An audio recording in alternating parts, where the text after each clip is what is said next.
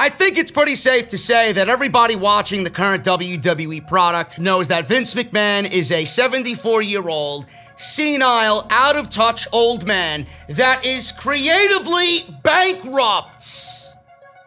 Creatively bankrupt. It's my new favorite term. Everybody knows this. It's common knowledge. On top of that, I think we all know Vince McMahon is one persistent son of a bitch. You knew that man did not want SummerSlam to end up the same way that WrestleMania ended up this year. You knew that man did not want SummerSlam inside the WWE Performance Center. You know that man wants fans in attendance. In any which way he can get fans. And he will get fans by hook or by crook in 2020. What does this mean for WWE television? What does it mean? It means that WWE now is finally making the appropriate changes due to what they have going on in Orlando, and they're moving out of the WWE Performance Center. They have a new home in the Amway Center, located right in Orlando, Florida. WWE is going live on Monday, on Friday, and with every pay-per-view for the remainder of 2020 going on into the Royal Rumble. But like I asked, what does this mean for WWE television? Everybody seems to be excited. The roster is excited. The fans are excited. WWE is even thinking about including a live interaction with fans via virtual fans some way for SummerSlam. But what does this mean? What does this mean for the WWE product? Why are people excited? I understand we're going back to a sense of normalcy. But do you honestly think that WWE moving from the WWE Performance Center to the Amway Center is going to enhance the creative aspect of television? Do you honestly think from moving from one building to the other, it's going to make the shows creatively that much more better? What does one building have to do with the other based on how television is being produced creatively? This is what people don't understand. We're gonna go over why this makes no difference whatsoever. At all. It's good to be excited. I'm glad everybody's excited. I'm glad there's a certain buzz around WWE because there was no buzz before this. Everybody's excited for SummerSlam now. SummerSlam's not gonna look like everything else. But WWE Creative is always gonna look the same it's always looked, like trash. We're gonna talk about all this, plus Payback. WWE still has a pay-per-view 1 week after SummerSlam entitled Payback, and I have to ask, why? And what are the original plans for Randy Orton and Ric Flair, and is there a major swerve coming out of Monday Night Raw? Because you know WWE has their taglines, and this year's SummerSlam tagline is, "You'll never see it coming." We're going to talk about all this plus so much more right here on episode 339 of Off the Script.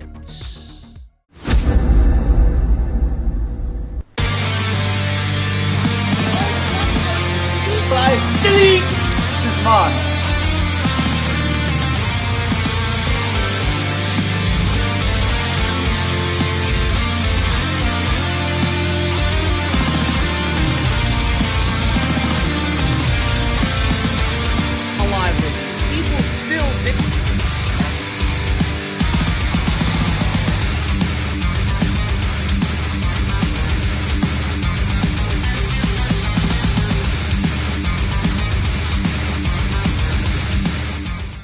I'm happy to see it, man. I'm happy to see it. We finally have some news. Some substantial news. Finally, for a podcast.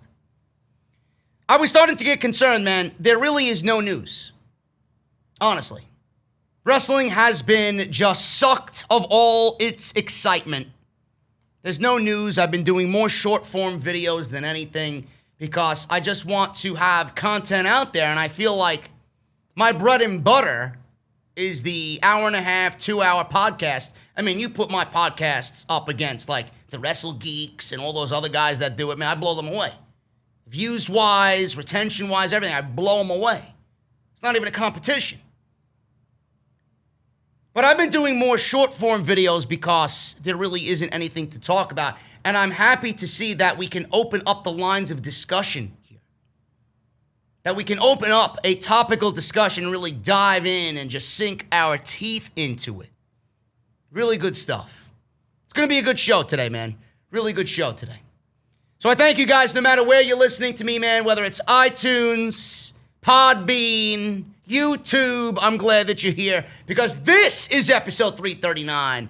This is off the script for your week before SummerSlam. We got SummerSlam next weekend, folks. I can't believe SummerSlam is here. There really is no excitement around SummerSlam whatsoever. And the most important thing, the most exciting thing going into SummerSlam has nothing to do with creative. We're going to talk about it all here today on the podcast. I also have news on why WWE did not give us Sasha Banks and Bayley going into SummerSlam. What was the reason that they held back on those plans?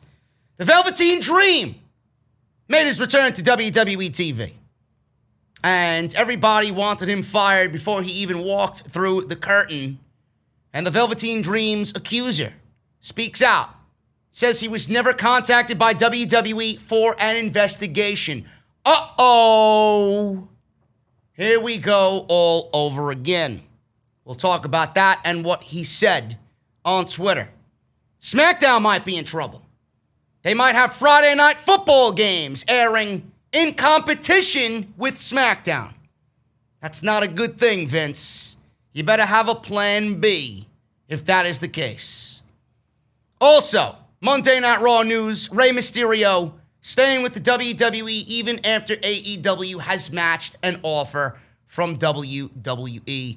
We got a lot to go over, guys, and again, I thank you for joining me here on the podcast. Sponsored by The Ridge. Ridge.com/script. Use code SCRIPT at checkout to get yourself 10% off and a brand new Ridge wallet. They just don't deal in wallets. They deal in backpacks, knives, power blocks, you name it, to keep you on your game every single day. Ridge.com/script. Use code SCRIPT at checkout. Make sure you guys follow me on social media at JD from NY206. That's on the Twitter and Instagram. Hit that subscribe button down below. Turn on that bell for notifications. Make sure you guys leave a comment down below and let me know what you think of today's top stories. Always love to see the comments from you guys, so make sure you do that. If you want to support the podcast in another way, besides doing the sponsorship deal, Ridge is the main sponsor of the show today. You guys can help me out great by getting one of them. But if you don't, patreon.com/JD from NY206. Make sure you guys go and do that as well. And if you missed any of the content that I've uploaded on the channel, make sure you check the description. Everything you need is linked down below. Monday Night Raw, NXT, AEW, massive AEW live stream on Wednesday with the returning Jesse to the podcast. So go and check that out.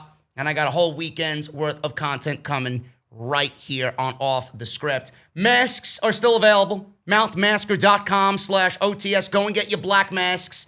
They look great. They feel great. I love the black so much better than the white. Go and get your masks. And JD's NEGAN still on sale at bonfire.com. Go and get your t-shirt, man. We're nearing 60 sold in just a couple of weeks. So go and get your t-shirts, man. Bonfire.com, the exclusive home of the new and revised JD is NEGAN design. All right, man, we're starting at the top, and we're starting hot. We're starting hot here on episode 339. As you guys know, the big news, WWE's moving out for the time being of the Performance Center. They're renting the Amway Center in Orlando, Florida. All major shows, weekly shows, pay-per-view, Raw, SmackDown, will be emanating from the Amway Center live every single week. WWE is also toying with the idea of virtual fans for a huge interactive experience for fans to bring the product back to a sense of normalcy. Now, as far as a sense of normalcy, our eyes will be fixated on things that we used to remember about the WWE product. They'll be in a big venue. There'll be the set, the Monday Night Raw set, the SmackDown set, the fireworks, the pyro possibly. Everybody's got their big grand ring entrances back. Should be a small sense of normalcy, not just for the fans watching at home, but it's going to be a return to a sense of normalcy for the WWE roster, as it's being reported that they are very happy to be leaving the Performance Center for the Amway Center. Now, it's being reported by multiple outlets that WWE will not only hold this year's SummerSlam pay-per-view event out of the Amway Center, but every other live event weekly from the Amway Center in Orlando, Florida. NXT will remain at Full Sail University, taped every other week, and TakeOver, I do believe, will be emanating from the Amway Center on August 22nd. Mike Johnson of PW Insider reported that WWE is, for the first time, toying with using virtual fans as a possibility for future broadcasts, including SummerSlam. WrestleVotes sent out a tweet on Friday in which more details about WWE using virtual fans were provided. WWE plans to use LED boards where the fans will appear live on the show. The plan is to open applications next week for fans to appear on screen during live shows. This is being done because states won't allow fans to attend sporting events and concerts due to COVID-19. It appears that this is the closest that Vince McMahon can get for right now to have fans to be a part of his programming. Now, the NBA, if you guys are watching the NBA playoffs, they have used this idea for its games when they recently restarted the season. And as a part of WWE's new long-term residency at the Amway Center, a new interactive experience will be introduced with over 2,500 square feet of LED boards where fans will appear live on the show, hosted by superstars and legends. Applications to appear on screen will be open next week, says WrestleVotes.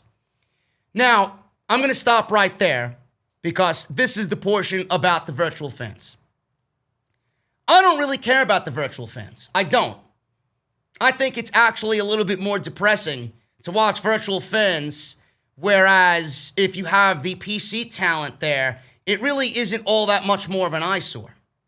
It's become and I hate using this statement, a new normal. You know, seeing all the NXT recruits and the NXT talent there, whether WWE pipes in the fan sounds or the sounds of the audience into the broadcast because they're taped, whether they do that or not, it's not that big of a deal to me. Sometimes, some weeks, it can be obnoxious and somebody, had a loose wrist on the volume knob. But I think doing the LED boards and giving the fans the right to have possible interaction and live interaction with the superstars and all, it's not necessary. It really is not necessary. In fact, when I think of that, and when I think of what they want to do here with this live virtual fan interaction experience, it's actually more depressing than watching anything else. Because it even further states the fact that, hey, we don't have live fans here.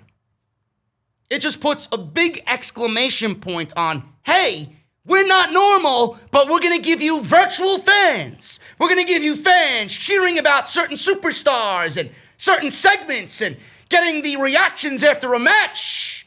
And they'll be on a big screen in the comfort of their own home because they can't be there live to give you a genuine reaction there with other wrestling fans.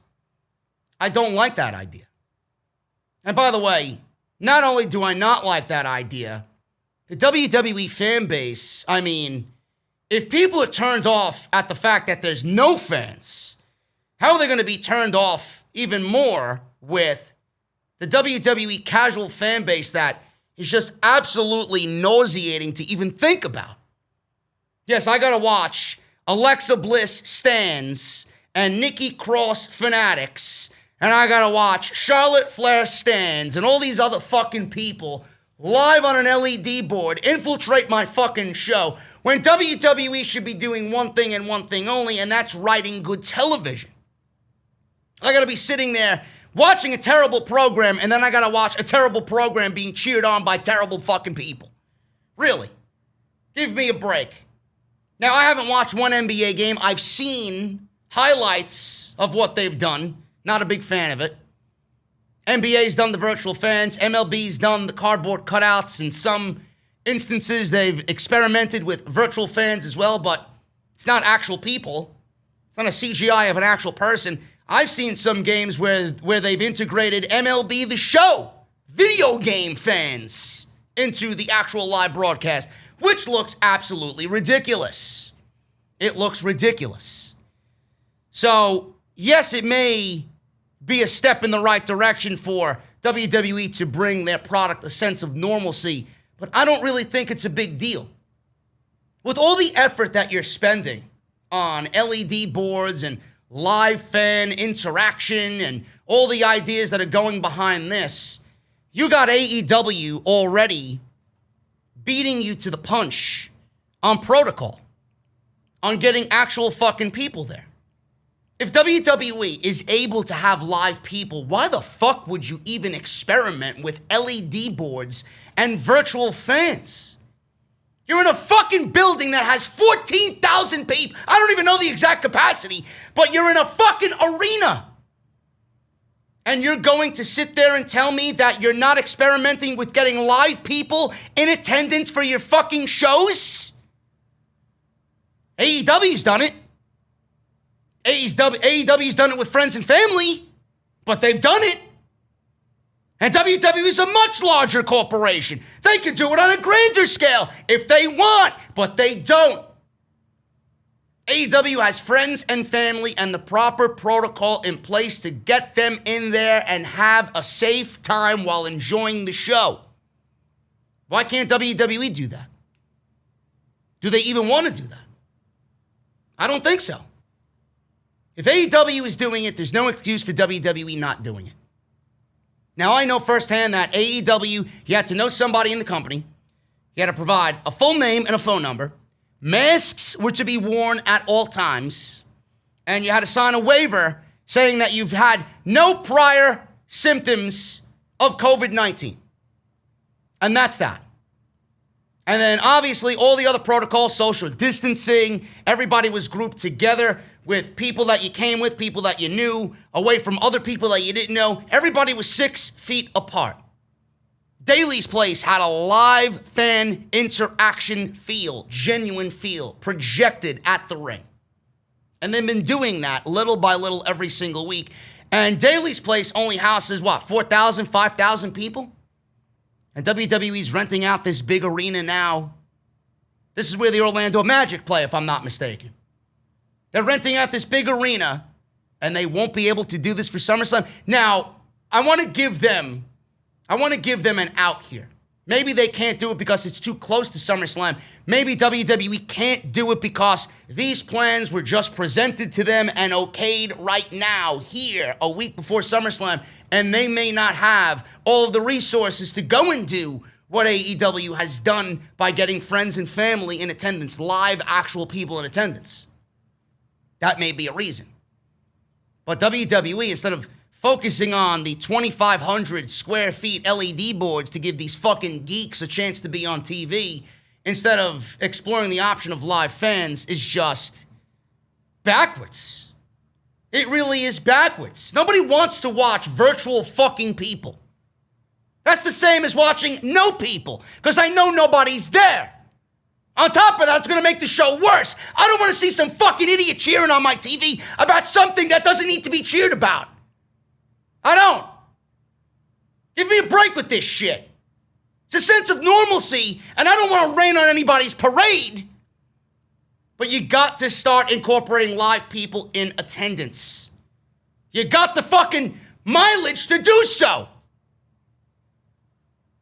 Give me a break. I know you guys are not happy about that. I know you guys are not happy about that. If that's the case, just continue giving me the NXT recruits and multiply them by 20. Social distanced, of course. I gotta see people reacting to fucking shit that obviously sucks, that I'll be right on here on the show every night complaining about. Because WWE, they did this wrong. That was illogical. Bruce. Give me a break, man. Now, WWE will be leaving the Performance Center, as we know. The plan is to record live weekly broadcasts from a much larger arena, including Summerslam. This will be SummerSlam. This will be the Survivor Series. No doubt in my mind, this will be the Royal Rumble as well, because logistically, it would have been impossible for WWE to hold the Royal Rumble in the Performance Center. Now, there's no doubt in my mind, I would be a betting man on this. I'd bet the fucking house, the kids, the car, the wife, the dog, the cat, and everything in the refrigerator that Vince McMahon not only was thinking about this decision for SummerSlam, but he was thinking about this decision for WrestleMania. Vince McMahon already has WrestleMania on the mind. Everybody knows what's going to happen in Los Angeles. Vince is thinking about, well, if this is the way of the world right now, with or without a vaccine, nobody knows. WrestleMania may be in jeopardy. Vince will not have 2 years of a jeopardized WrestleMania. So he's already making plans. And if he can have fans in attendance, might not be for SummerSlam, if he can have fans for Survivor Series or the Royal Rumble on the road to WrestleMania, going into WrestleMania, if WrestleMania has to be held in the Amway Center, it will be. I know that's not his preference, his choice, because he wants 90,000 fucking people, but he may have no choice. Now, to be honest with you, WWE saved a lot of money doing the taped to live deal and then having shows taped for the next week. They've had these blocks of shows taped. And honestly, have you guys ever watched the UK shows with WWE? When you know that they have WrestleMania and they do their yearly UK tour and you know the shows are taped because of the time zone difference, you know it's taped. It doesn't feel live. They taped it in that afternoon UK time. It doesn't feel live at all. It just feels taped. It feels run down. It feels low budget. You know it's a taped show. To be fair, I've watched Raw and SmackDown all through this pandemic era. I know, unfortunately. I have a job to do. Somebody's got to give you the truth in this community, right? I've watched these shows and I haven't really gotten that feeling. The shows seem to feel live. The shows seem to feel better than they were doing when we knew that they were taped. Now, we knew that these shows were taped as well, but they come off feeling a little bit different. Maybe it's the Performance Center giving these shows that grit and that raw feel. I don't know. But sometimes you listen to the show and you listen to the crowd reactions. Sometimes they're just piped in way too much. It's very obnoxious. It's overwhelming. In those aspects, yeah, it could be a little silly. But I haven't gotten that feeling. I haven't gotten that feeling with WWE. And they saved a lot of money doing these tape shows, which gave them the opportunity to go and rent the Amway Center and go and do Monday Night Raw and SmackDown live. So they made more money hand over fist for the last quarter than they've ever made. I think they projected to do, 16, 17 million, and they did almost 60 million. So WWE made bank by having these shows taped from the Performance Center. Now, obviously these shows are going to be live. One thing that is clear seems to point towards WWE leaving the Performance Center for the Amway Center, and it will happen by SummerSlam. WrestleVotes reports that superstars are very pumped about moving to the Amway Center. This created an enthusiastic roster during today's television tapings. Strong sense of enthusiasm at the Performance Center today, says WrestleVotes on Twitter. All TVs after this coming Monday's Raw will indeed be live from the Amway Center in Orlando. Some normalcy is on the horizon. End quote. This week's SmackDown and next week's Raw will be from the Amway Center, live, and I guess if you want to use the word historic, you could probably throw that word in there as well, because it's the first time since before all of this happened that we'll have live television on WWE TV. They will be the final episodes from the Performance Center for the time being. WWE always has the option, by the way, to go back to the Performance Center for any reason or any segment. If they need to film something, Raw Underground might be filmed from the Performance Center still. If they're going to incorporate that into the TV show weekly, I don't know. Nobody knows anything about that yet, but Brian Alvarez reported that he heard WWE was planning to rent out the Orlando arena for the remainder of 2020, so that aspect is confirmed. Everybody's reporting it. So SummerSlam, Raw, SmackDown, Survivor Series, all the remaining pay-per-views for the rest of the year, and I'm going to be a betting man and say the Royal Rumble in 2021 as well will be held from the Amway Center. Won't be the first time the Royal Rumble emanated from there anyway.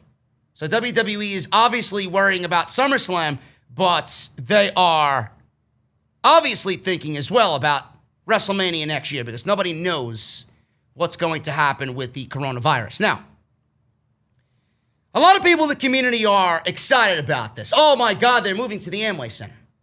WWE is going to be going back to a sense of normal. Everybody's excited for it, but, you know, I don't want to rain on anybody's parade, and I don't want to be the bearer of bad news. I don't want to be the fucking harbinger of negativity here, right? But I don't know what you're excited about. I don't know what you're excited about here. What is there to be excited about? You're excited over the aspect of WWE moving into a new building when they had a properly functioning building in the Performance Center. Fine. It's a bigger venue, pyro, sets, entrances, the feel, the look, the aesthetics, virtual fans, possible fans, etc., etc. But don't you guys feel going into SummerSlam, 1 week away from SummerSlam, don't you feel like SummerSlam isn't really SummerSlam? Now, normally we feel that on a yearly basis, but this year we feel it more so than any other year. I mentioned this on my NXT live stream review of the show this week. I mentioned this in regards to TakeOver. Even with what NXT is doing on a weekly basis, and they've taken a decline in quality over the last couple of weeks. I mean, when you got fucking Pat McAfee and Adam Cole headlining your goddamn fucking show, you got some issues. But nobody's gonna tell you that. The one issue I have with that, and one of the reasons why it's making TakeOver, or why NXT is making TakeOver feel less than normal, is because of that. You put so much stock in a mainstream match for your top guy, bringing in a guy that has little to no wrestling experience in front of a live audience or a live camera. You're bringing in somebody who is an outsider from the pro wrestling world, and you're building your entire show around that. You're building the interest of that show around that. And what are you doing when you do that? You're taking away everybody else from the equation.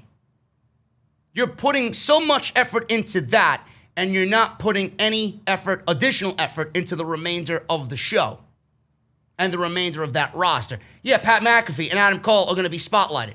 But you got a world championship match between Keith Lee and Karrion Kross on that show.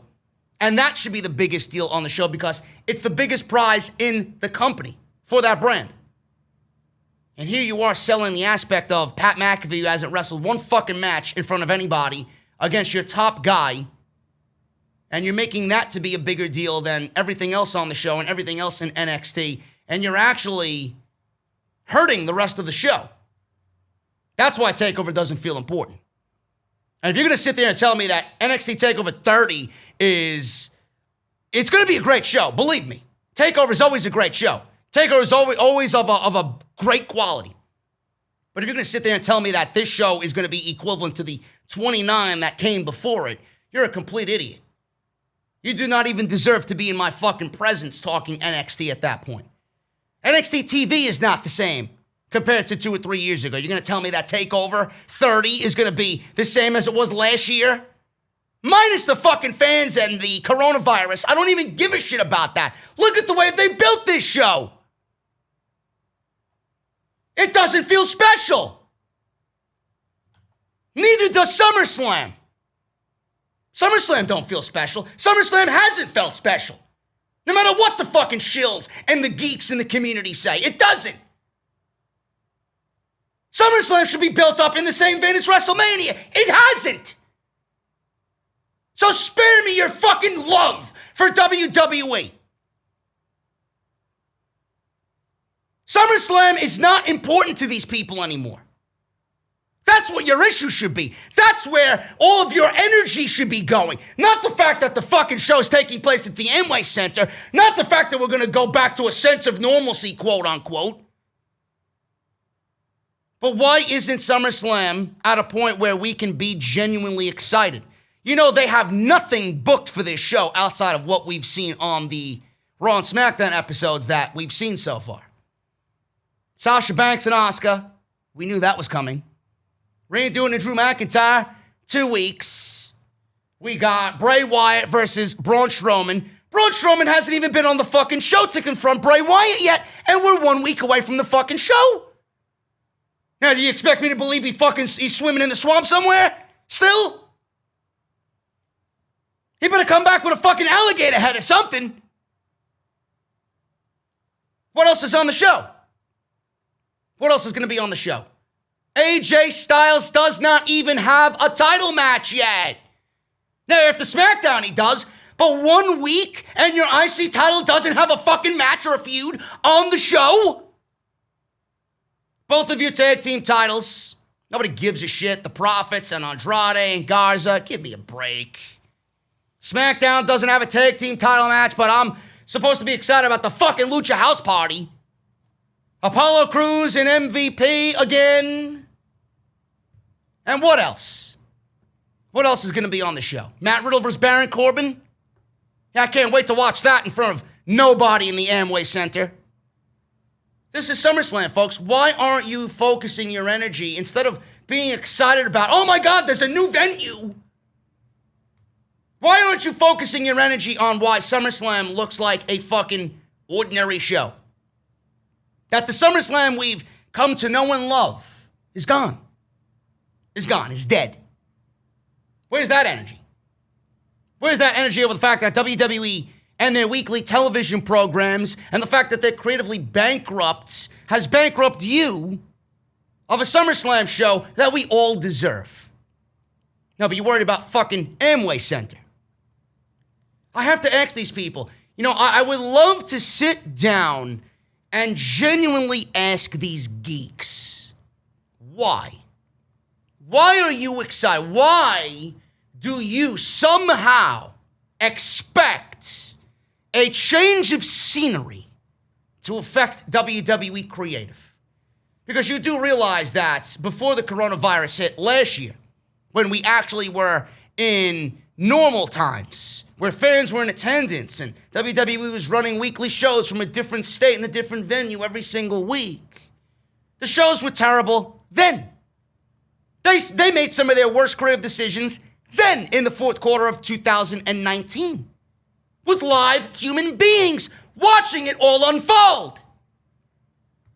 Why do you expect all of a sudden there's WWE's moving out of the PC where they were producing television to the best of their ability, moving out of the PC, moving into the Amway Center? Why do you expect WWE and their creative and the television product to somehow make this miraculous change and turn over a new leaf? Why do you expect that? Do you honestly think with the change of scenery comes a change in creative? Now, unless Vince McMahon's being removed from office and Bruce Pritchard is being demoted of his duties on Raw and SmackDown and you fired half of the fucking creative writing team, I don't see how that's going to change a goddamn thing about what we consume on a weekly basis. Stop being excited. Your excitement is fucking cringe. I'm not saying you can't be genuinely excited because deep down you're a pro wrestling fan. Motherfucker, I am deep down a pro wrestling fucking fanatic.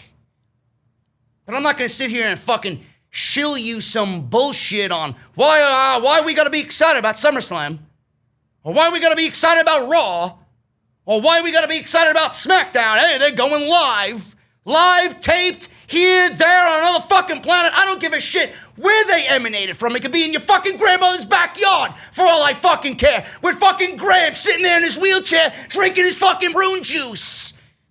Oh, look, Zelina Vega. She's wearing the outfit that exposes her tits. Hey, look, Martha, look. Over there. Are you fucking serious, folks? I don't understand it. People, and it goes back to what I always say. People lie. People lie to their audiences. They feel like if they're positive, that people are going to be attracted to the positivity. But it's just lame. And it's fake. There's just as much people who are against the positivity because they see it's fake than there are for it. How many people you think stand there and watch these fucking geeks spew their positivity and act all cheery and chipper and fucking spew words like lad and fucking bollocks and all this other shit, right? Meanwhile, I'm sitting here and I tell you the fucking truth every single week. I get blasted for it. Oh, we don't know anything. He's negative. He's a fucking Karen. He's this and that. Meanwhile, all I'm doing is giving you what I feel you deserve. And that's the truth. Yet I get fucking named and shamed for it. Because I don't got fucking pro wrestlers doing my goddamn fucking intro. Or I don't have fucking pro wrestlers following me, or nobody's hitting me up for an interview. Hey, man, can I be on off the scripts? Meanwhile, I know it would do their career better being here than it would be over there. Why? Because I'm real. Why? Because I'm a fucking fan. Why? Because there's no political agenda here. I just want a good product. And I fail to grasp at the concept of, because they're moving into the Amway Center, that somehow WWE is going to start producing NXT-like 2017 content. I don't see it. I'd love an explanation as to why I should think that way. I don't give a fuck where they are. They had every opportunity to build new stars. They had every opportunity to write good, compelling television in the Performance Center. Now, all of a sudden, you expect me to think they're going to write compelling television and build new stars fucking 5 miles down the road in a bigger venue? How does that make any sense? Again, I'm not trying to be negative for the sake of being negative. I'm trying to give you guys the truth.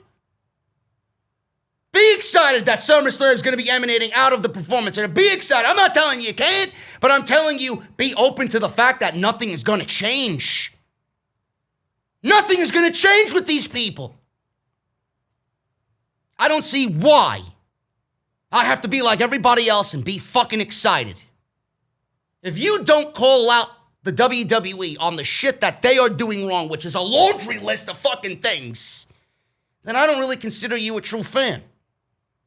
Meanwhile, me, I'm not afraid to ruffle feathers. I'm not afraid to call them out on shit that nobody's gonna pinpoint. I'm not afraid to bring up a fucking concept on social media or an aspect of their shows on social media that is against the grain. I don't do it for likes or retweets. I do it because I fucking care. I want to bring it to people's attention. Virtual fans and changes of buildings and this and that, it's not gonna make a fucking lick of a difference. What is going to make a difference, and what Eric Bischoff mentioned about Tony Khan, is the fact that why Dynamite is so good on a weekly, consistent basis is because the people running the shows actually fucking care. They love pro wrestling. They appreciate everybody watching. He's taking this by the balls. You cannot look me in the eye and tell me that these people running WWE are fans of you and I and fans of pro wrestling. You know what they're fans of? They're fans of loading their wallet to the brim so that it explodes with cash. That's all they're a fan of.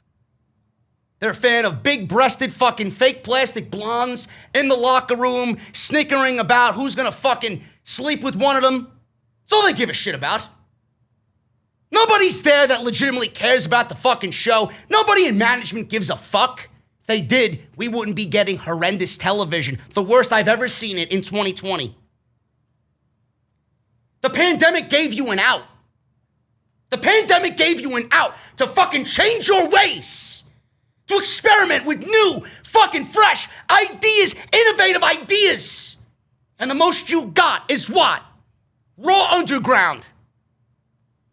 The most you got is what? 3 hours of Monday Night Raw. That's worse. Worse with Bruce in charge than it was with Paul. Worse because the XFL died under Vince McMahon's watch. Now he's there all the time instead of being there some of the time. I want good television. I don't give a shit where they're emanating from. Good television can come from anywhere. And if we didn't get it for 5 months, what makes you think we're going to get it for the rest of the year? Yes, because the Amway Center is the fucking key to WWE's creative change. Blow me. Speaking of SummerSlam, is WWE planning a major swerve for SummerSlam? Now, several weeks ago, we've talked in nauseam about Randy Orton and Drew McIntyre giving Randy Orton the WWE Championship.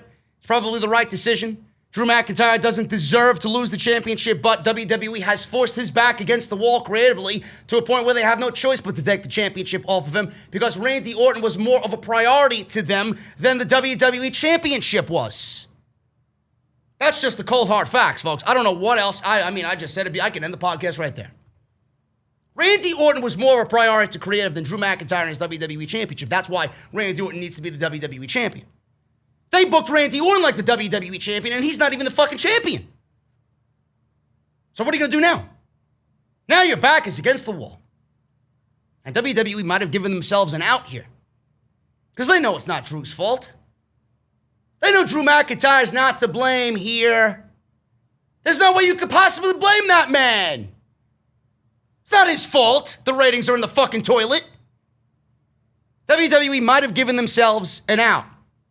Now, there's still time for WWE to change things, and things are probably changing as I record this, but WWE, apparently, there's talk within the company about having Orton walk out of SummerSlam with the WWE Championship, which I think would be the right decision.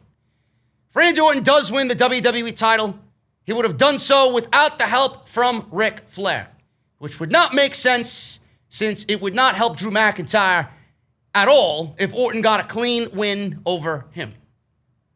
Drew McIntyre cannot be pinned clean.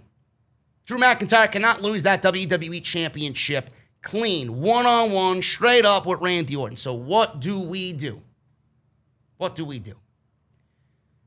WWE has the tagline of, "You'll never see it coming." Now, when I sent my buddy Jesse, who I do the AEW reviews with on Wednesday, I sent him a new microphone. And we were on Discord, and we were bullshitting and testing the mic out. We were testing the mic out while bullshitting about news and rumors in the community and what's going on with WWE right now. And he pointed out something to me that I did not even think about at the end of Monday Night Raw. This is not my idea. This is Jesse's idea. I don't think. Maybe Alvarez or fucking Meltzer mentioned it. I don't know. But I heard this from Jesse. I'm not subscribed to The Observer. I'm not. I get all my news from outside sources that take news and rumors from The Observer. So I'm not directly subscribed to them. So if Alvarez and Meltzer mention this, I'm not going to be surprised. Alvarez is usually very keen on these types of things. Jesse told me, why do you think the lights went out? It's because Randy Orton and Ric Flair are in cahoots. Now, when the lights went out on Ric Flair on Monday, I'm like, shit, I wanted to see the punt kick. I wanted to see Randy Orton punt this guy's fucking head off. There's a reason why the lights went out. Now, I don't know why logistically, how they factored that into the end. Oh, it's Retribution fucking with the lights. It's this and that. Retribution's doing their thing. Man, oh man, it had to be a calculated fucking strategic plan by Randy Orton to have the lights go out in that moment so that he can punt kick Ric Flair. Why didn't we see it? It's because Randy Orton didn't really punt kick Ric Flair. Randy Orton did not punt kick Ric Flair. And even before that, one of Ric Flair's signature things is a low blow. And Jesse pinpointed out to me that Ric Flair was wearing a cup. Now, you got to really dissect the segment to find that. I'm not looking at Ric Flair's junk. I'm not looking anywhere there on anybody in the ring. But he pinpointed to me that Ric Flair was wearing a cup. And Randy Orton gave Ric Flair's signature thing, a low blow. Then he set up for the punt kick. Lights went out. You heard the moans and the groans and the struggle in the ring, but you didn't see it. Randy Orton never punt kicked Ric Flair. Now, again, I was calling for it on social media to say, you know what, fuck, I want to see the punt kick. They really want to write him off TV. Should have been Ric Flair taking the punt kick. You got Randy Orton there, the safest guy in the business. I'm sure he could do something to sell the effects of a punt kick on Ric Flair. Ric Flair never took the punt kick. And why is that? Because Randy Orton and Ric Flair are going to win the WWE Championship at SummerSlam, keeping Drew McIntyre looking strong for a possible rematch. Then at that point, I don't know what WWE does. McIntyre's eventually going to have to lose clean. They can't continue to fuck him over every single time, or maybe they can, which would lead to a possible second run with the title when things get back to normal. I don't know. Now, that's the reason. That's the swerve. WWE is planning a major swerve for SummerSlam. That's the major swerve. Randy Orton punted Christian a few weeks ago. Think about this. Randy Orton punted Christian a few weeks ago. Christian retired due to a head injury. Christian had too many concussions, and they will never clear him to wrestle again. And you know they're not going to do that. Nobody wants to see that. Nobody's interested in that. They had him take a punt kick. So they did that. It was a tape show. They shot it in a way that Randy Orton's foot was in between the camera and Christian's head. So he was probably a foot away from Christian's head, but he did the punt kick, and they edited the sound effect out. And they used the sound effects. They could have did the same exact thing here with Ric Flair, but they didn't. They didn't. Randy went for the punt kick. He started running. The lights went out. What happened? Zero proof of anything that happened. He could have stopped. Ric Flair could have do what he does. You know, he could have done what he usually does. Dirtiest player in the game. These two guys are working together. And this is how it's going to tie into the tagline. You never seen it coming. You never seen it coming. You never seen it coming. Lights going out, Randy Orton, Ric Flair, punt kick, you never seen it, you never seen it coming. Now, it all becomes much more clear going into SummerSlam. And that's how Randy Orton's going to win the WWE Championship. They're both in cahoots. They're both in cahoots. Ric Flair in his promo even cried, saying, all I want to do is be a part of this. Yes, I'm Ric Flair. Yes, I want the spotlight. Yes, I talked to Hulk Hogan. He asks me how it feels to be on Monday Night Raw every single week. He's like, brother, it feels amazing. I want the spotlight. I'm Ric Flair. I'm never going to be able to let that go. But I am not the same Ric Flair I was all those years ago. I am who I am now, and all I want to do is be a part of you winning the WWE Championship. 14, 15, 16, 17. I want you to break my record, not John Cena's. I mean, whoever came up with that, whoever came up with this, the only thing is, and it's just so small of a thing to really zing them on, is how they knew the lights were going out then. Are they in cahoots with Retribution? Are they in cahoots with Retribution? I don't know. Are they in cahoots with who really is behind Retribution? Might not necessarily be a part of the faction, but are they in a working agreement here? That's something that's going to be, I don't want to say it's going to be a big logic gap, but it's definitely one of those glaring things. Why did it go out then? Who hit the lights then? Why and how did they know it was going to happen then, and how and why? All those questions are really going to just stick with me. But the greater situation here is this is all planned. And that's the swerve. That's the Swerve going into SummerSlam. So it's been talked about in the community. And Jesse brought it to my attention first before I even seen it elsewhere in the community. So that is really, really, really interesting stuff. So keep an eye out for that going on into SummerSlam. If Randy Orton wins the WWE Championship, you'll know why. Now, the original plans for Ric Flair and Randy Orton on Monday Night Raw. Drew McIntyre, Randy Orton, Ric Flair had one of the best segments probably of the entire year on WWE television. Brian Alvarez of Wrestling Observer Live explained that WWE's initial plan was to run the Orton-Flair attack segment on last week's show. But McMahon repeatedly changed the script for that show.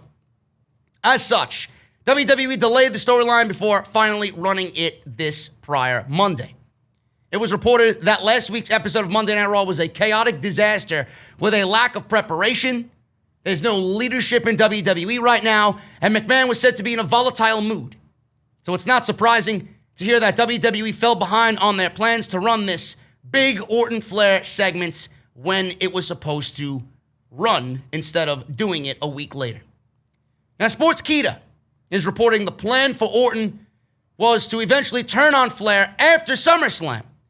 Now, they explained, with the health situation changing both personally, which pertains to Ric Flair and company-wide, WWE instead decided to write him off at the last second. Ric Flair wasn't particularly happy about being written off at this stage, but I don't think he would have been particularly happy being written off at any stage, Sportskeeda says. He referenced that in the promo, saying that he was just happy to be on Raw. It was laid out in the very last second, but I think both men absolutely nailed it, they say. And they did. Now, Randy Orton and Ric Flair, I don't want to say so much Ric Flair, but Randy Orton, I don't know how big of a superstar he is. It doesn't really seem to be translating all that well as far as the ratings go. But Randy Orton and the heel run that he's been on, it could slightly, not saying it's going to be a game changer or anything like that, but Randy Orton and the dastardly heel run that he's on, it could be a possible increase in the ratings if they continue booking him as strong as they have been, because we have not seen a heel like that in many, many, many years. Especially somebody that's full-time like Randy Orton. WWE hasn't given anybody on the active full-time roster the time of day to feel that important as a heel. I can't even remember when. And don't ask, and don't tell me Bray Wyatt. What about Bray Wyatt? Bray Wyatt was a heel. No. Bray Wyatt was not as dastardly as Randy Orton is now. Mask or no mask, I don't give a shit. WWE has someone in Randy Orton that could really take the quality of television up at the top of the card. And when you have someone like that playing their role, as good as he's doing it, the quality of television seems to go with it. Because everybody that's going to be in the ring with him is going to have a great program just based on what he's done. A great program in the ring based on who he is.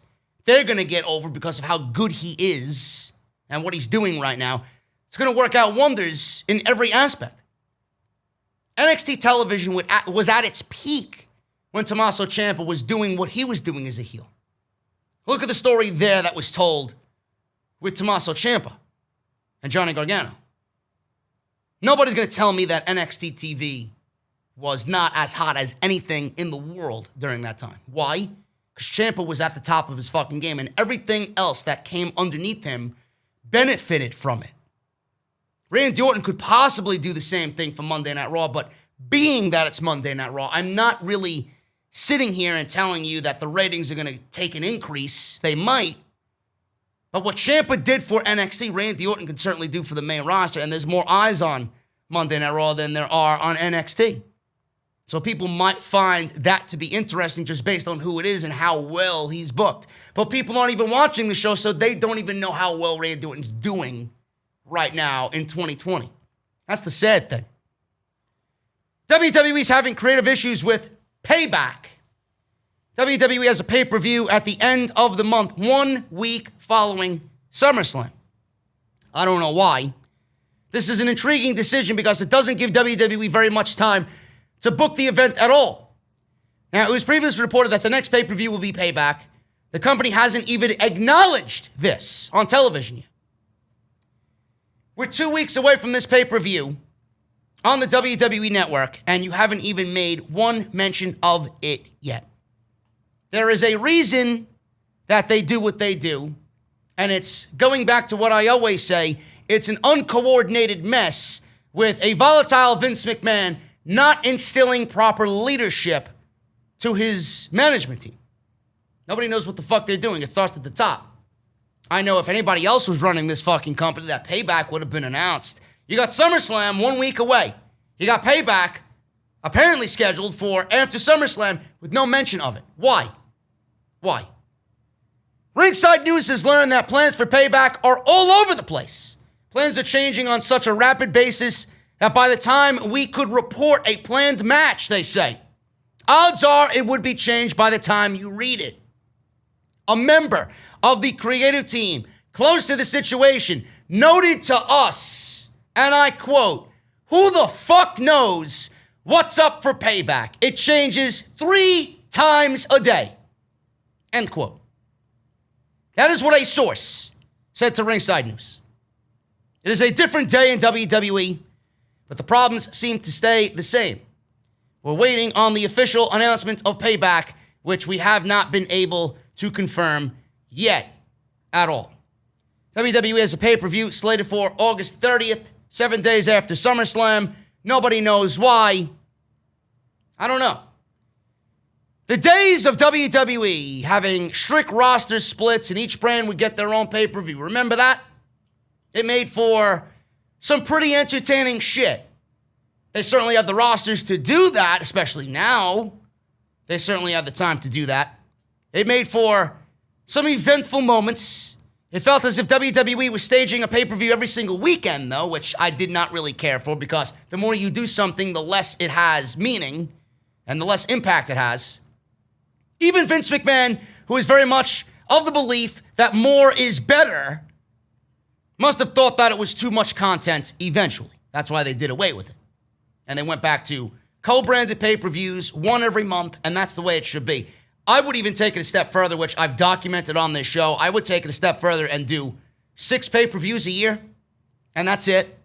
With special events kind of thrown in between, gives everything meaning. It makes the storylines that you're building breathe on television. But who am I? I work out of my mother's basement, and I'm still living at home with my mother, according to the geeks on social media. That's why the company's single-branded pay-per-views became a thing of the past. Now we just get Raw and SmackDown sharing the spotlight and NXT takeovers. In fact, next weekend, fans will get both. A busy weekend. SummerSlam, takeover. It's going to be great as far as what I do on YouTube.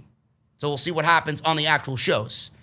Takeover should be good, but SummerSlam, I'm not really feeling at all this year. Now, what we don't understand is what's coming the following week. Although WWE is yet to mention it on TV, Payback is scheduled to take place August 30th. Yes, 7 days after SummerSlam. Very soon to be staging another pay-per-view. And especially that SummerSlam is supposedly the second biggest pay-per-view of the year. You're having another one immediately following that. So what is this? I said this before. Is this SummerSlam on August 23rd, night 1, and then SummerSlam, quote-unquote, Payback? The theme of Payback? Almost a night 2 of SummerSlam? You can't do TakeOver on Saturday, SummerSlam on Sunday, and then 2 nights of SummerSlam. So you can't do TakeOver and then 2 nights of SummerSlam. So maybe WWE's doing TakeOver on the 22nd, SummerSlam on Sunday, and then we got SummerSlam Payback on August 30th. I don't know. It can't be anything new. It can't be anything that's just now starting. Everything that you see on Payback is either going to be a continuation of what you've seen at SummerSlam. Maybe matches that did not get a chance to be on SummerSlam might air on this particular show. They might save some of the lower card matches for this show. They might put the most important shit on SummerSlam's Sunday night. Or it's just going to be nothing more than a SummerSlam repeat. It's going to be nothing more than SummerSlam rematches. Maybe we get a Drew McIntyre, Randy Orton SummerSlam rematch if that's the ending. Where they're going to swerve everybody with Ric Flair. I don't know. I got my ideas, but we don't know. Nobody knows what the deal is. Since WWE is ignoring the fact that Payback is even happening, the tagline for SummerSlam is, "You'll never see it coming." So everyone's assumption is that a big twist will take place on August 23rd. Maybe it involves Retribution. We don't know. We know these fucking 5-foot cruiserweights have been wrecking havoc on Raw and SmackDown for the past couple of weeks. Maybe they crashed SummerSlam's main events and cost someone a match. I don't know. Maybe they cause a complete chaotic situation at SummerSlam where no champion is crowned, and then they do everything next week, like I said, a la SummerSlam rematches. WWE clearly has a plan. They have to. They have to have a plan. Otherwise, why would you do something and put it out there in the public and get people talking about it? You got to have some sort of fucking idea, whether it's a small nugget or a fucking huge plethora of ideas. You got to have something in between there. Otherwise, why is this happening? Now, WWE has to have a plan in mind, in my opinion, knowing them, probably not, to create an entire pay-per-view card out of nothing. You got to have some sort of idea. The fact that it's called Payback should also not be ignored. Payback pay-per-views happened before, but they tend to take place earlier in the year, usually around April or May. Someone will be getting payback on somebody else on August 30th. We just don't know who. Surely Payback will involve Retribution in some way. I could see that either being what I mentioned previously, or Retribution is going to amp up their chaos, and we're going to get the next phase of what they are doing and that storyline. Maybe we get a reveal of some sort there. They got to get people talking. That would certainly get people talking. All I know is I don't know why this is happening. I would not do it even if they do have a plan. It's too soon coming out of SummerSlam. You got to allow things to breathe. If you don't, nobody's going to really look at it as being important. So hopefully WWE knows what they're doing, but in typical WWE fashion, I would be a betting man and say, no, they don't know what they're doing at all. Let me tell you something, man. I was at the craft beer bar last weekend, and I sat down, I ordered a beverage, I ordered a meal, and I'm looking around, I'm taking a sip of my beverage, and I'm looking around at all these other people around me. I like to people watch. I see some guy in front of me, socially distanced, by the way, take his wallet out, pay for his meal, pay for his drinks. His wallet was a paper clip. A paper clip. This is the second time I seen this occur while I was out at a bar. Now, I don't know if this guy was on a date. I don't know if this was his wife. Either one, I look at him and think, man, this guy's a cheapskate. He can't afford a nice wallet. Why? Why are people carrying around wallets like that? Why are people carrying around wallets designed in the 90s? Carrying around old documentation, pictures, hotel room keys, all this shit you don't need. Why are people able to move on from flip phones to smartphones, but they refuse to upgrade their wallet? Today's podcast is sponsored by The Ridge Wallet. You ain't doing yourself good if you don't have a Ridge. It holds up to 12 cards, including cash. You got the money clip that I got there, or you guys can actually opt for a cash strap. Comes in over 30 colors, styles including carbon fiber and burnt titanium. I have the forged carbon. It looks fantastic. I really love it. I think it looks great, but don't take my word for it. They got over 30,000 5-star reviews. The durable materials means each wallet comes with a lifetime warranty. You guys can buy one wallet and own it for the rest of your life. The Ridge team is so confident that they'll let you test drive it for 45 days. If you don't like it, send it back. They'll give you a full refund. Guys, this is great. Absolutely fantastic. It even includes RFID blocking qualities, so you know your ID and your card information is safe and secure. If you guys think this sounds great, Go to ridge.com/script. Use code SCRIPT at checkout to get yourself 10% off. And don't be like this clown carrying around a paperclip, man. Pull your wallet out and be proud. Get yourself a Ridge. Ridge.com/script.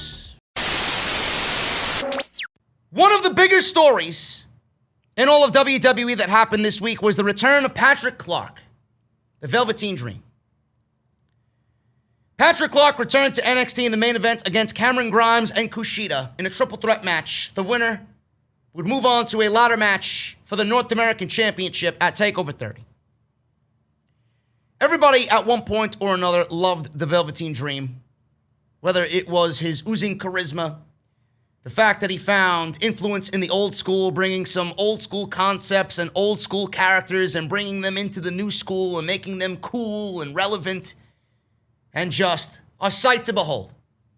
Had some of the best entrances in NXT TakeOver history, Velveteen Dream.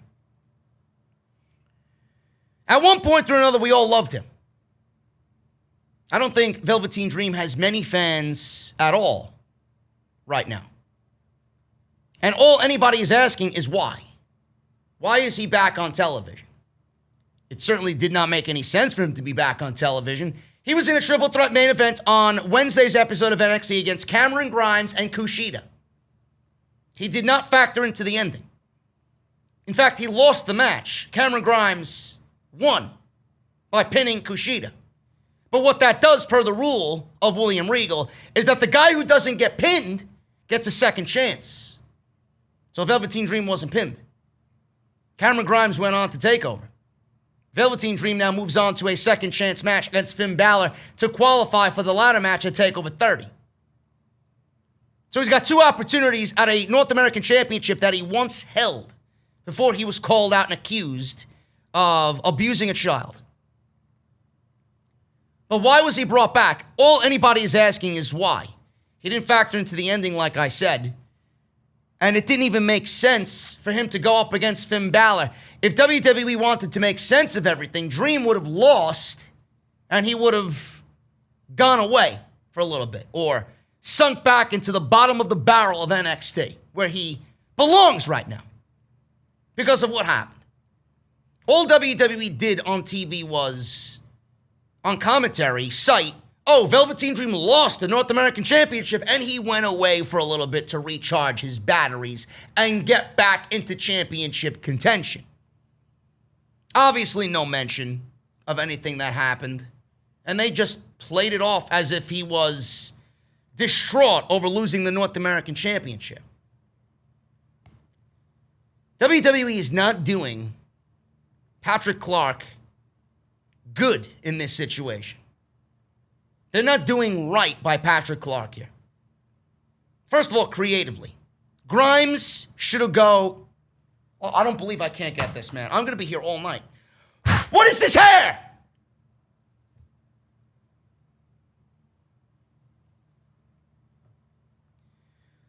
One of the bigger stories in WWE all week was the return of Patrick Clarke, Velveteen Dream, to NXT. Now, at one point or another, Patrick Clarke was huge in NXT. Everybody was a fan of Velveteen Dream, whether it was his oozing charisma, whether it was the fact that he commanded your attention, which right now he's not commanding anybody's attention at all, especially on what he's doing in the ring, or whether it was the fact of his old school influence and his old school throwbacks, which led him to have some of the greatest NXT TakeOver entrances of all time.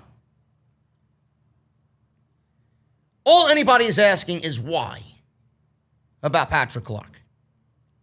Now his accuser has come out, and because of his re-debut on NXT television, clearly had more to say about the entire situation.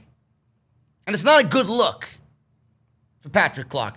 WWE is not doing Patrick Clarke any favors whatsoever by putting him back on TV.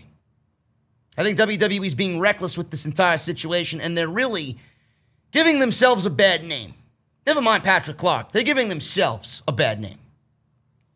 Now, creatively, it didn't even make sense for Patrick Clarke to be back on TV because he didn't even factor into the ending. He had a match with Cameron Grimes and Kushida on NXT. He did not get pinned. Grimes ended up winning, going on to TakeOver, pinning Kushida. And now, because of the rules of this ladder match, Dream is getting a second chance and now has a match with Finn Balor next week on NXT TV. So you gave this man not one, but two opportunities to regain a championship that he lost, and all WWE did on TV was claim that he went away because he was distraught over losing the title, and he's now back and refreshed and wants the championship again. WWE, I never took them to be the most sensitive of individuals, but this was as insensitive as possible that I've ever seen. He should not have been on TV. Creatively, it would have made more sense for Cameron Grimes to be the second chance guy, because he's gotten a win over Finn Balor already. He'd get another win over Finn Balor, go into the ladder match by that road. I don't understand it. I don't understand why you couldn't have Kushida pin Dream, Cameron Grimes not take the pin, Grimes goes on to NXT next week, beats Balor a second time, doesn't win the ladder match because I think Damian Priest is going to win it, yet he has his opportunity to brag about him beating Finn Balor twice. And Finn Balor's only there, which we know, to put new talent over. You'd be putting Cameron Grimes over twice. And Velveteen Dream could be brought back to lose. I don't really understand the logic of Dream and Balor here in this situation. Grimes could have benefited from it more than Dream could. But here we are. Here we are. He should have not been on TV. And WWE is only going to be bringing this story more attention if they continue to book Velveteen Dream on TV. Who knows if he beats Balor and goes on to the ladder match? I don't know what they're thinking. I really don't know what they're thinking. Now, I did say on NXT's live stream on Thursday that I assume the fact that he's on TV, that WWE launched a full-fledged investigation on this. Otherwise, why would he be back on TV? We've all known WWE to do scummy things in the past. But if WWE didn't launch an investigation on this and clear Dream of all these accusations, then what the fuck is he doing back on television? Now he's on television. They didn't launch an investigation. His accuser came out again and blasted not only Patrick Clarke, but the company. Flat out stated that WWE never contacted him for an investigation. And now we have Velveteen Dream back on TV as if nothing happened. They are actively enabling an abuser. I can't get behind that. My interest in Patrick Clarke was already at the bottom of the barrel anyway, just based on what had happened. If he was cleared, he was cleared. But apparently he's not. Now, granted, I thought that the reason he was on TV was that they launched an investigation, things were good and looking right for him. He's going to be in the right here. But WWE didn't do anything. Not sitting here telling you everything you see on social media should be believed. Social media and Twitter is not the end-all, be-all. They are not the law. Anything you see on social media should be taken with a small grain of salt until an investigation is launched and the proper officials and people get involved there and do what they need to do with the information provided. Velveteen Dream's accuser says this on social media. It's a really shitty feeling that I feel like I can't say the things I want to about everything because of fear over my wrestling career. That shouldn't be okay. In retrospect, I'm glad I didn't share things anonymously because it would have had the same impact, but the paranoia that comes with everything really fucking sucks. I'm doing okay, though. I'm just really, really mad that this shit is just being tolerated and trying to be swept under the rug like it never happened. The only things really pissing me off from social media are the people claiming that it was clearly investigated when there was no proof or statement that that was ever the case. Myself or anyone else involved weren't contacted by anybody to my knowledge. And also, the people trying to make this like an AEW versus NXT thing look really dumb Miss me with that shit. Bad stuff is still bad. Comparing situations to each other. My morals come before wrestling, and they always will. This is way bigger than me. Also, anyone claiming I'm coming forward about things for clout, I don't understand the logic behind that whatsoever. I have literally no personal gain and everything to lose by speaking up about these things. I'm not sure if I will keep rambling about it, but I just want to say, above anything, I never chose to speak out because of myself. It was completely over the kids he sexually harassed and the fact that the internet tried to turn them into bad people. Be sorry for them, not me. End quote. WWE really needs to get this shit right. This should not be a situation that they are just sweeping under the rug. An investigation and the proper people need to be in place to figure out what happened here. You cannot actively put this guy on TV after this guy again came out and stated that there was no investigation. Nobody from WWE contacted him. Now, nobody from WWE contacted him. We don't know if anybody else is in that same boat. Maybe officials and police investigation was launched and he was contacted. WWE doesn't need to reach out to anybody. WWE can update the local authorities to figure out what to do here, and WWE stays the fuck out of it. So we don't know that. He might not have been contacted by WWE, but who's to say the police didn't contact him? When the investigation team for this type of situation didn't contact him. We don't know. I want to believe that WWE did something about this and they got something back, that Patrick Clarke is cleared. I want to think and I want to believe that WWE wouldn't put an enabler and a child abuser of the worst kind on their television. I want to believe that. Why would they go and do that? They have to know that it's not a good look. And it's not good for Patrick Clarke. This is not going to be good for Patrick Clarke completely. No matter what he does in NXT, if he makes the main roster, if he becomes a big star on the main roster, this will follow him the rest of his life. Nobody will look at him the same. He lost many fans because of this situation. And no matter what he does and tries to overcome it all, it will always be there to haunt him. It will always be there to bring him back a step or three. I want to hope he's cleared. I really do. I had a lot of faith in him to be one of those guys that breaks out and gives us something we haven't seen on WWE television before. But I can't actively get behind him like I was, with this still lingering, with this out there on social media, and WWE, according to this guy, doing nothing about it.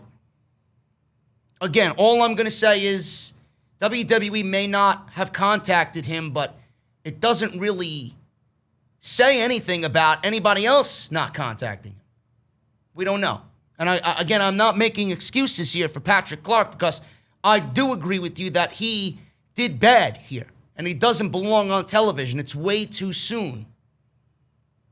And I don't think he's going to be able to overcome this. Not yet, anyway. Not immediately. Anything that he does is going to be met with backlash, and WWE doesn't need that. NXT doesn't need that. Nobody needs that. You got to do right for everybody involved here.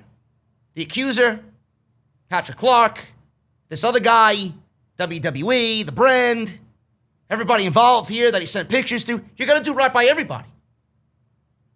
You put this guy on TV and you pretend like nothing happened, then that's going to lead to somebody else doing the same thing and pretending like they could get away with it, like it's okay. No. WWE certainly has to do something about this. I hope to God that Balor beats Dream, and Dream was only brought back for this. Now this came up again, and WWE takes him off TV again. It's the right thing to do. SmackDown. Ratings were up. Number one in the key demo for the week. The final number is up from the overnight viewership. SmackDown drew an average of 1.962 million viewers on Fox. This is last week, by the way. This is according to Showbuzz Daily. Numbers were up for the overnight that was released on Saturday morning last week, which was an average of 1.956 million viewers. The number is also up 3.6% from last week's final SmackDown viewership of 1.894 million viewers, which was the third lowest viewership of the entire year. This is the best SmackDown viewership since the June 26th episode, which drew a 2.174 million viewership. SmackDown also featured the appearance of The Fiend, Bray Wyatt. That was a follow-up on last week's attack to Alexa Bliss. So clearly the anticipation for that got people watching the show. And then SmackDown with Retribution. That came at the end of the show when the show was going off the air, which was lame and lazy, and it was nothing more than a value brand bargain basement version of the Nexus. That's the going term or mentality in the community. Friday SmackDown drew a 0.5 rating in the key 18 to 49 demographic, a 0.7 rating in the 25 to 54 demo, and a 0.2 rating in the 18 to 34 demo. Last week's episode drew a 0.5 rating in the 18 to 49, a 0.6 in the 25 to 54, so they were down there. And then a 0.3 rating in the 18 to 34 demo. That was up. That was up slightly.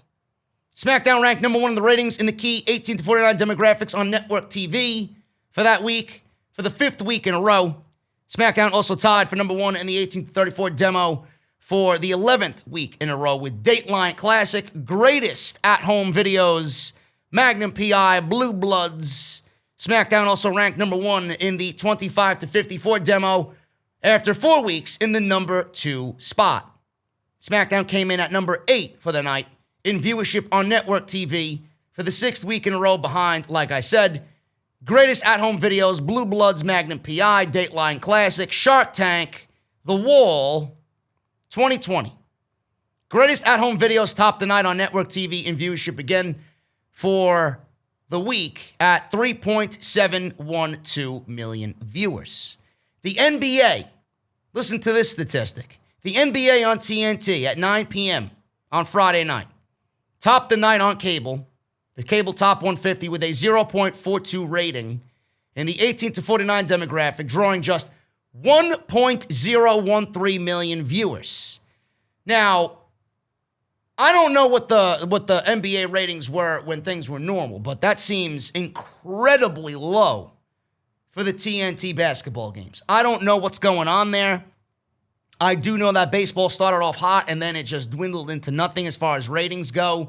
I know they were drawing maybe 4s and 5s with the MLB returning, and they went down to basically nothing in the weeks to come after that. So I don't know what the ratings were for the NBA on TNT before the pandemic, but that doesn't seem like TNT NBA numbers to me. So if that's the case, then WWE really doesn't have anything to worry about, to be quite honest with you. They might be taking some of their audience, but it's not as big as what people were expecting with sports returning, me being one of them. So that's pretty interesting. The show still sucks, though. SmackDown has been a little bit better, but Raw is just insufferable. And both shows are down creatively. They're not generating any interest. And a move to the Amway Center is not going to change that. Tucker Carlson, tonight on Fox News, topped the night with 4.013 million viewers, ranking number 2 on cable. That's the cable top 150 with a 0.35 rating in the 18 to 34 demographic. Man, oh man, he's pulling big numbers over there on Fox. Speaking of SmackDown, SmackDown could have major competition with Friday night NFL games this year. Uh-oh. Bruce better start worrying. Monday Night Raw has competed with the NFL on Monday night for 27 years. Now, SmackDown may have a similar situation happen to them. They may have to prepare for competition with the NFL on Friday evenings. The 2020 NFL season is slated to begin on September 10, but the NCAA college football season is strongly in jeopardy. Multiple reports state that the season will be canceled, with 2 Power 5 athletic directors telling CBS Sports it's unavoidable. So anybody here that watches college football, I never understood college sports. I really never grasped the interest in it. I find it to be very depressing, but, listen, what I like and what you like are two totally different things. College football, I know, is mega important to a lot of people. But the fact that it could be canceled, man, I feel sorry for you guys. That is fucking sad. It really is. Well, everything else came back, then they're not going to bring that back. Come on. It's unavoidable. Everyone's going to eventually get sick. It's unavoidable. You might as well fucking live with it. Quite honestly.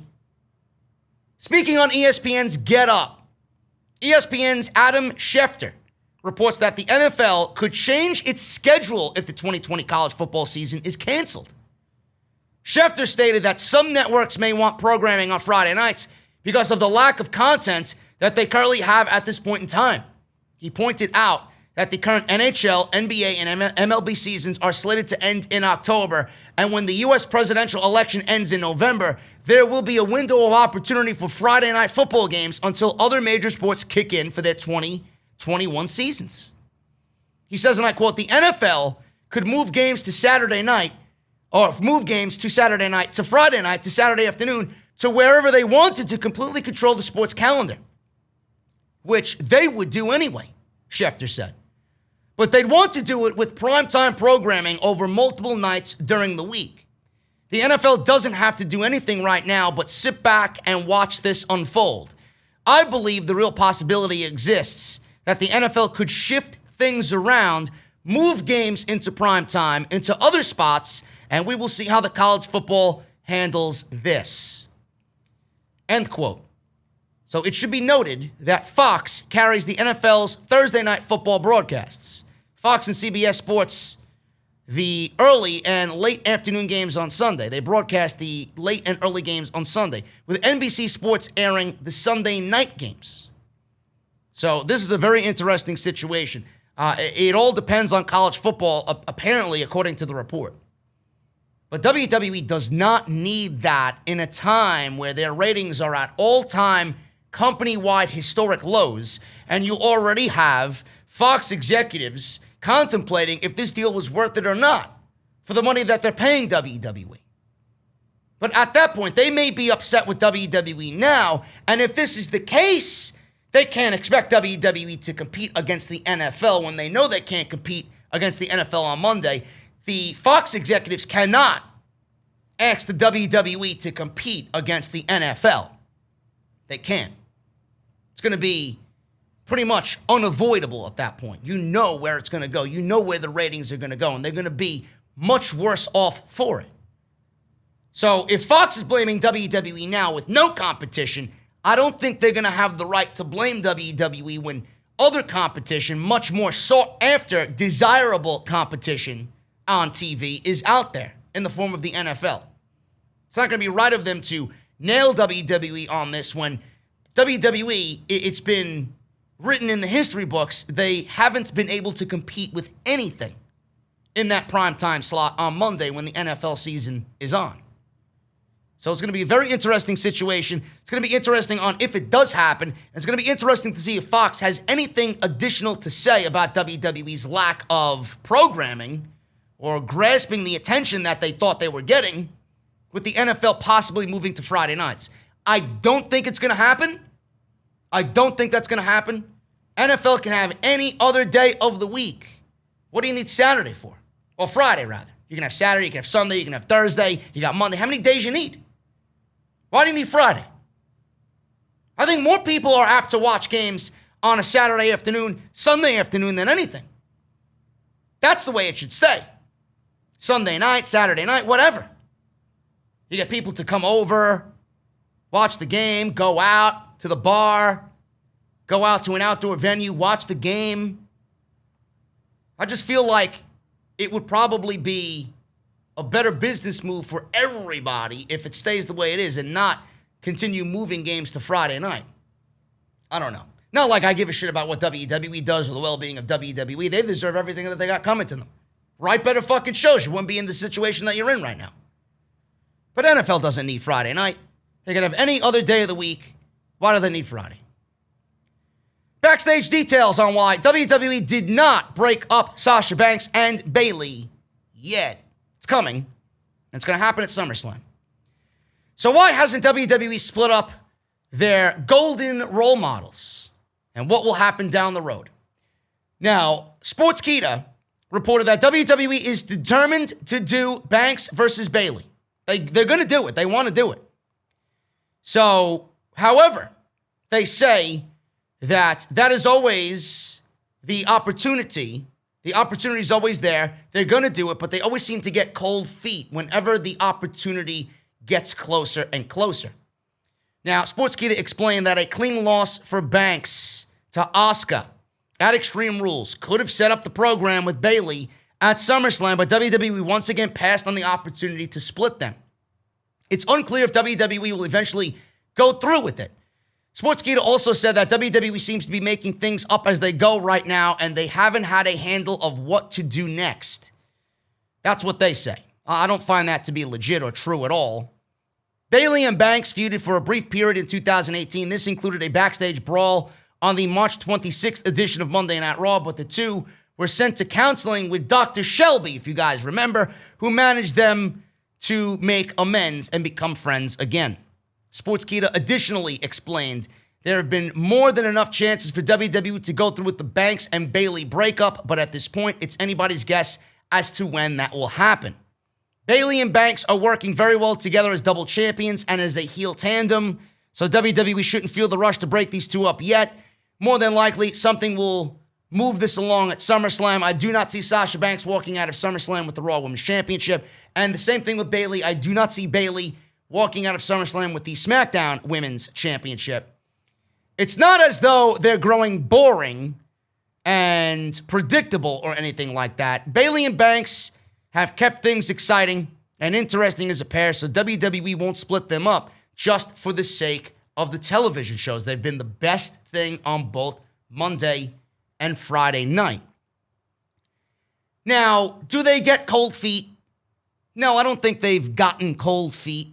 I really don't. WWE usually gets cold feet with things, with creative, but I don't think this is something that WWE got cold feet over. I honestly and genuinely, truly believe that the reason why they haven't done it yet, like Ember Moon wanted, like everybody thought was going to happen at SummerSlam, Bayley, Banks, SummerSlam, reliving the moment that we all fell in love with them over. The reason why it hasn't happened yet is because of Sasha Banks and Bayley. Legitimately, how many more opportunities do you have at these two women having a major, major match that has this important of a meaning? How many more times you have? Not many. You don't. They had one opportunity. They got it perfect. This is going to be their second opportunity. Not many people get a second opportunity to try and do what they did perfect the first time. Now we're in a different stage of their careers, different paths for both of these women. The evolution of women's wrestling is much different than it was then. They're getting a second opportunity to have a redo. We didn't need a redo of the first one, but it calls for it right now just because of the current state of women's wrestling and the fact that Becky and Charlotte are out. Now, does WWE get cold feet? Yes, all the time. Have they gotten cold feet on Bayley and Sasha Banks in the past? Absolutely. This match could have happened a couple of WrestleManias ago. Of course they got cold feet. WWE opted to give them the tag team championships instead. And then they took the championships right off of them and killed those championships right out of the gate. Now we are where we are. I don't think WWE got cold feet. The reason why it hasn't happened yet was because of Sasha Banks and Bayley. No matter what you want to believe, yes, Vince McMahon is completely in charge of everything, but a part of me knows that Sasha Banks and Bayley are navigating this ship that Vince McMahon is controlling. They're doing the work underneath the boat. Vince McMahon is the captain of the ship. So from the bottom of the boat, they're yelling up to the captain what to do. Even though the captain wants to go somewhere else, they're yelling up to the top of the boat. Let's do this instead. It's a better route. It's going to get us there safer. We'll get to the end result that you want, but let's go this way will both meet at the same destination. That's exactly what it is. Nobody's going to convince me otherwise. Trust me, I know. I know. Sasha Banks and Bayley are directly responsible for what you are seeing on television right now. Why is that? We went over this already. People think that they hold the women's championships in WWE, all of them, because of greed. WWE didn't give these women the championship because Charlotte is out. Bayley is out. They gave them the championships, all of them, because they know that is now the time to build new stars. It is now that time. Sasha Banks and Bayley, I do not look at them as greedy. I do not look at them as hogging the spotlight. I do not look at them like I look at Charlotte Flair and Alexa Bliss, who do nothing to put anybody else over, who do not care about the evolution of women's wrestling. Sasha and Bayley do. And the reason why they own all the gold is because when that gold is set to be distributed where it needs to go, not only are Sasha and Bayley in the middle of a fucking major program together, but everybody else underneath them that is going to be distributed, these championships are going to be over for it because of the factor that they played into the overall Bayley storyline. They'll get championship gold. When they do, it'll mean something. You got Stephanie McMahon now giving everybody an opportunity on all three brands to challenge Bayley at SummerSlam. It is what I said it was because I know it's that. They own all the gold because Sasha Banks and Bayley's mentality was not just on them and getting them in the ring together, but their mentality was to make everybody else in the division flourish. That's what they want. I don't think WWE got cold feet, and fuck a Sportskeeda for putting that out there. That's not the reason. The reason is because Sasha and Bayley want the division to flourish. And it's going to flourish with their mentality in place, in mind, and the road that they're taking to get there. It's very simple, folks. It's very, very simple. And no, I am not a Sasha Banks and Bayley stan. I just know the facts. And if you guys watch me for any particular reason, you know I don't bullshit. I know. WWE Raw, slightly up. I don't know what the fuck slightly up means. The third hour tanked, as always. And correct me if I'm mistaken, but the third hour is Raw Underground. So if the third hour tanked, then by default, Raw Underground is tanking. Get rid of it. It's not what the show needs. Raw Underground is in the third hour at the 10 o'clock hour. The ratings are as follows. 8, I wish. Or they wish. 1.81 million at 8 o'clock. The 9 p.m. hour, 1.75, and the 10 o'clock hour was a 1.60. The final episode of Titan Games did 3.54 million viewers, the number that Raw should be doing if they wrote good television, the lowest number of the season and a drop of 3% from last week. The show did the same, 0.7 in the 18 to 49. It has consistently done all season. It won the night amongst networks in the 18 to 34 and the 18 to 49. Plus the 25 to 54 women, 18 to 49 men, and the 18 to 49 was second to a rerun of The Neighborhood on CBS overall.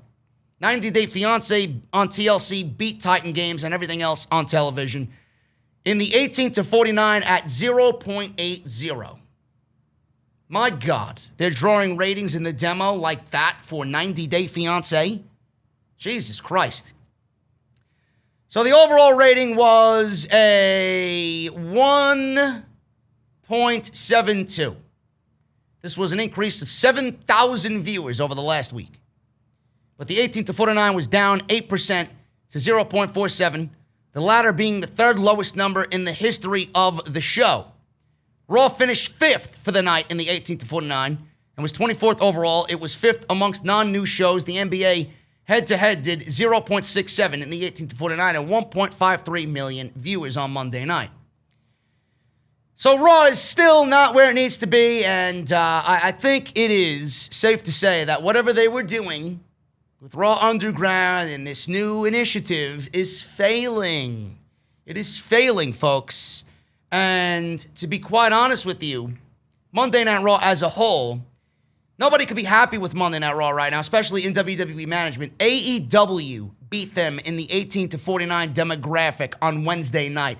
AEW Dynamite beat them in the key demographics on Wednesday night. So is there a new game in town? Is there a new cool kid at the school here? Seriously. WWE's becoming Screech, and AEW Dynamite is Zach Morris. Give me a break. Start giving some props to Tony Khan. Monday Night Raw needs a complete overhaul. I will not let up on that. No matter what they do, Performance Center, Amway Center, your fucking grandmother's center, the senior citizen center, doesn't fucking matter where Monday Night Raw is. It sucks. It sucks. It's all in the writing. Write a better show, people will watch. Write a better show, people will be interested. Write a better show, you won't be losing to Dynamite in the key demographics. Very simple. Rey Mysterio. He reportedly is staying with the WWE even after AEW matches an offer. Now, Dave Meltzer reported in the latest edition of the Observer newsletter that Mysterio is staying with the WWE, but he couldn't confirm whether Mysterio has put pen to paper just yet. This was to be believed when the talks started. Now, honestly, with what we've seen on Monday and Dominic and that great segment with Seth Rollins and Dominic Mysterio, the fact that they kind of even hinted and insinuated that Dominic signed the WWE contract on the air, I'm assuming that is a worked shoot. I think Dominic is a WWE superstar, and by logic, that would make Rey Mysterio a WWE superstar because he's probably not going to go anywhere where his son is not. If WWE is going to take care of his son, most likely WWE is going to take care of Rey Mysterio, and he's staying with the company just based off that. So if anybody had an idea of Rey Mysterio going to AEW, I think we can stop those rumors and innuendo. Meltzer writes, and I quote, "It's as close to official without confirmation of it being official, and obviously Dominic is a big part of the deal, as we've seen on Monday. AEW made an offer that equaled the WWE's per match offer, but WWE's offer was higher because it was for more dates." End quote. Meltzer stated that he doesn't have a time frame past this new deal that would be considerably longer than Mysterio's previous deal, which was for 18 months. He added that it's not 5 years or longer deal that WWE had been offering to the talent before COVID-19. Mysterio has not been seen on WWE programming since he lost his eye for an eye match to Seth Rollins at Extreme Rules, when Mysterio had his eye pushed to the side of the steel steps and popped out of his head on pay-per-view. So, if anything, if Mysterio has not been seen on television, I think in the Dominic match, we will see some form of Rey Mysterio at SummerSlam. And like I said, the whole Dominic situation where he signed a contract for a WWE superstar contract and a match clause stipulation for SummerSlam against Seth Rollins, I think that first part of it was a work shoot. And I do think that they took some of the truth that was out there in the news and kind of incorporated it into the show. And I think by that, Rey Mysterio more than likely will end up staying with the WWE just based on what we've seen with Dominic on Monday Night Raw. So we can put that story to rest. Rey is not going anywhere. I'll tell you where I'm going, though, man. I'm getting up. I'm going to the refrigerator, and I'm going to pop open a nice, cold fucking beverage, and I'm going to sit out by the fucking pool in my new apartment complex. That's where I'm going. And I want you guys to hit that thumbs up while I go and do that. That would make me a very happy JD. Hit that thumbs up. Let me know what you guys thought of today's video. Let me know your thoughts on the Amway Center. Is everybody blowing all this excitement out of proportion? Or am I, as always, which I usually am, right about how WWE is going about business? The venue and the building and the fucking arena doesn't make a lick of a difference in what we see. They could pretty it up. A set could be here. Banners could be up. Tarps could be up. This and that. They could put the WWE logo where it's on the screen in the stands because nobody's there. It doesn't matter if the show is still being written the same way it was in the Performance Center. Let me know what you think about that down below in the comment section. Follow me on social media at JD from NY206. That's on Twitter and Instagram. Hit that subscribe button down below. Turn on that bell for all notifications. Patreon.com/JD from NY206. Ridge.com/script. Use code script at checkout for 10% off. If you missed any of the other videos on the channel, go and check them out. Links are down below. Get your JD's Negan t-shirts, still on sale, bonfire.com. They will be there. Go and get it. Would love if you guys get the goal up to 100. And get your masks, mouthmasker.com/OTS. Guys, I am out of here. I'll see you back on Sunday, possibly with something. If not, have a great weekend. I'll see you guys right back here for a brand new week of content as we head towards SummerSlam. Should be a good one. See you guys then.